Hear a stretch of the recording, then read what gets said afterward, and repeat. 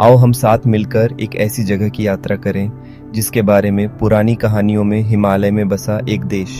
इसे कश्मीर के नाम से जाना जाता है, लेकिन इसका एक और अधिक रहस्यमय नाम है देवभूमि, जिसका अर्थ है देवताओं की भूमि। यह एक ऐसा नाम है जो आपके पहुंचते ही बिल्कुल सही लगता है। हवा में भी एक शांत प्राचीन ऊर्जा का संचार होता है। यह एक ऐसी जगह है जहां हर पहाड़ की चोटी आसमान को छूती हुई लगती है और हर नदी अनंत काल का गीत गाती है। सदियों से यात्री, कवि और साधक यहाँ खींचे चले आए हैं। इसकी असाधारण सुंदरता और इसकी गहरी आध्यात्मिक रहस्यमयी शक्ति से खींचे चले आए हैं। यह धरती पर एक सच्चा स्वर्ग है। यहाँ आते ही अचरज का एक तत्काल एहसास होता है। यह सिर्फ नज़ारा नहीं है, हालांकि वह पूरी तरह से लुभावना है। कश्मीर अपनी बाहें फैलाए हमारा इंतजार कर रहा है, अपने शाश्वत रहस्यों को साझा करने के लिए तैयार है।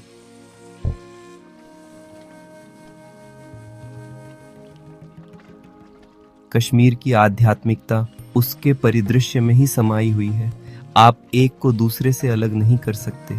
ऐसा लगता है जैसे देवताओं ने स्वयं ब्रश उठाए और एक उत्कृष्ट कृति बना दी।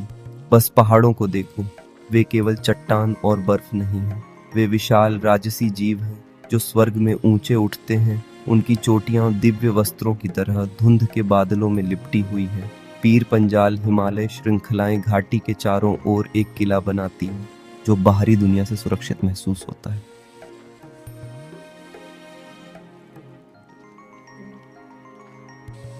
झेलम नदी एक चांदी के रिबन की तरह परिदृश्य के माध्यम से सुंदर ढंग से बहती है। यह सिर्फ एक जल निकाय नहीं है, इसे लोगों के लिए एक पवित्र मां माना जाता है। और घाटियां, वे हरे रंग का एक नज़ारा है। वसंत में घास के मैदान रंग बिरंगे जंगली फूलों से ढके होते हैं। यह पूरा परिदृश्य एक ऐसा वातावरण बनाता है जो निर्विवाद रूप से दिव्य है। यह समझना आसान है कि इस जगह को देवभूमि क्यों कहा जाता है। हमारी आध्यात्मिक यात्रा हमें सबसे पहले दुनिया के सबसे पूजनीय हिंदू तीर्थों से एक अमरनाथ गुफा तक ले जाती है। ये कोई आसान यात्रा नहीं है, याद रखना। ये पहाड़ों में एक चुनौतीपूर्ण ट्रैक है, एक सच्ची तीर्थ यात्रा जो किसी की आस्था और सहन शक्ति की परीक्षा लेती है, लेकिन इसका इनाम वास्तव में चमत्कारी है। इस पवित्र गुफा के अंदर हर साल बर्फ का एक शिवलिंग स्वाभाविक रूप से बनता है। यह बर्फ का शिवलिंग भगवान शिव का प्रतीक चंद्रमा के चरणों के साथ बढ़ता घटता है।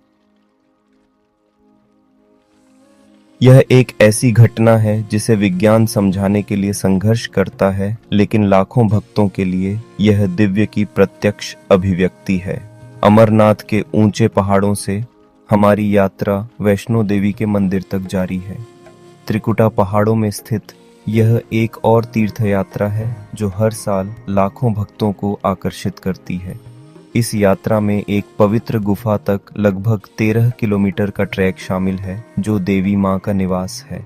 अमरनाथ के विपरीत यह मंदिर साल भर सुलभ है और रास्ता मंत्रों और भक्ति गीतों की निरंतर ध्वनि से भरा हुआ है। सभी उम्र के लोग, बहुत छोटे बहुत बूढ़े तक इस यात्रा को करते हैं। उनके दिल भक्ति और आशा से भरे होते हैं। तीर्थयात्री 3 प्राकृतिक चट्टान संरचनाओं, जिन्हें पिंडियों के नाम से जाना जाता है, के दर्शन के लिए प्रवेश करते हैं।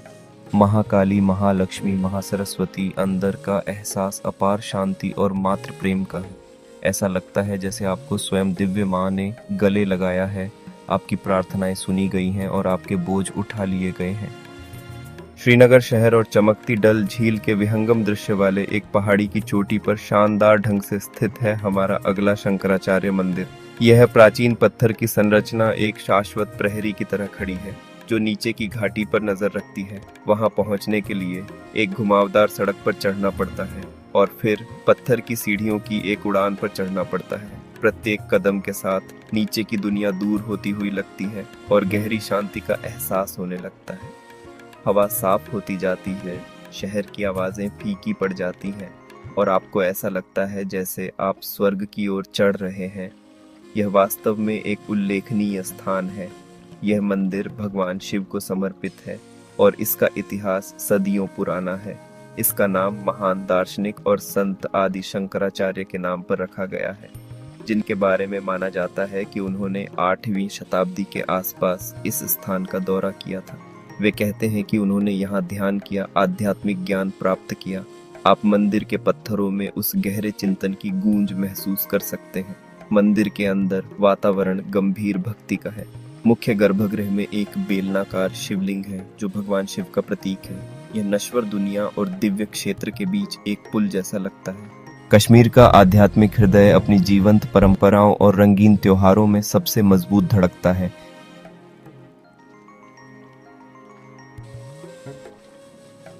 यहाँ रहने वाले लोगों के लिए बर्फ से ढका पहाड़ सिर्फ एक भूवैज्ञानिक संरचना नहीं है, ये एक देवता का निवास है। एक पवित्र झरना सिर्फ पानी का स्रोत नहीं है, ये उपचार और चमत्कारों का स्थान है। यह परिप्रेक्ष्य पूरे परिदृश्य को एक जीवित, सांस लेने वाले मंदिर में बदल देता है।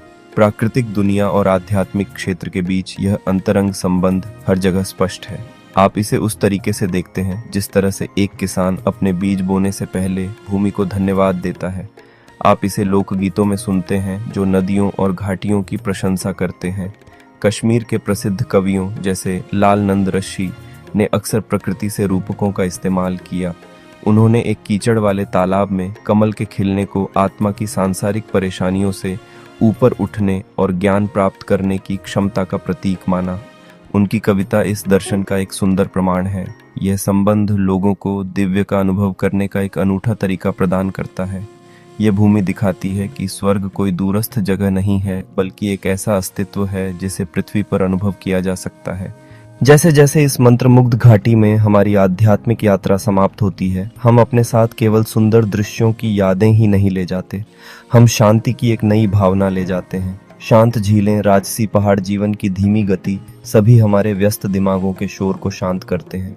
एक कश्मीरी सुबह की शांति में जैसे ही सूरज की पहली किरणें चोटियों को छूती हैं, कोई भी गहरी शांति महसूस किए बिना नहीं रह सकता। यह शांति आपके साथ घाटी के बाद भी रहती है। यह यात्रा आशा का एक बीज बोती है।